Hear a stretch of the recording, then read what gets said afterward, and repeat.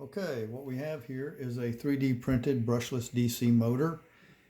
It is axial flux, meaning the stator and magnets are perpendicular to the axle.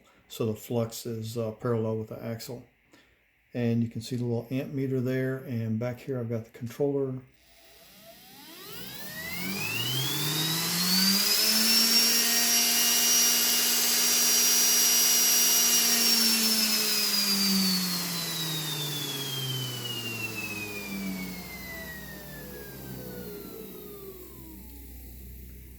Really zips up there. Let's check the other direction.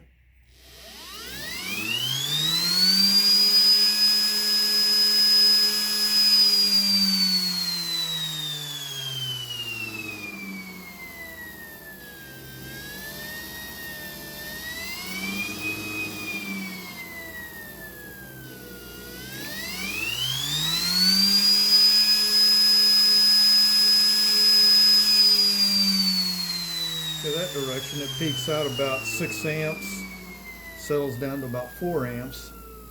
But the other direction, let's do it one more time. I just love doing this.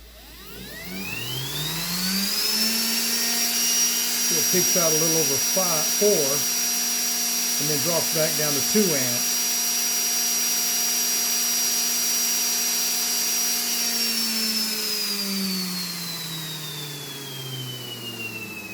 It's a pretty powerful little motor for its size.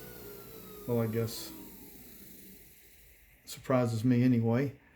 So it's got 12 volts here, and I'm going to unplug it while I swing it around here.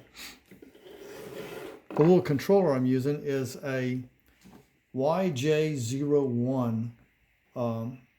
It's about $10 off of either eBay or AliExpress, and you can see how wonderful all the wiring is here.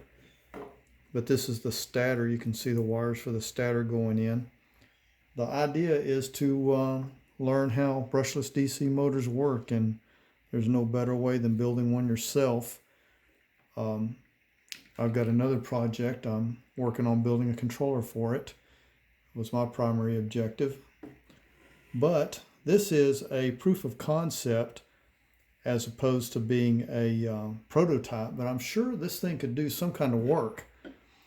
I only had a meltdown one time, and that was whenever I had the hulls set up incorrectly. Get the batteries off there. This is a 500 watt controller, but it doesn't have any heat sink on the FETs.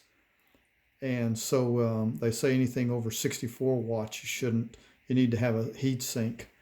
So again, we saw this is 12 volts, topped out at what pulled 5 amps at the most, but that's only 60 watts. So this motor is pretty safe as far as running this without a heat sink on it. And that's about everything I can say about it.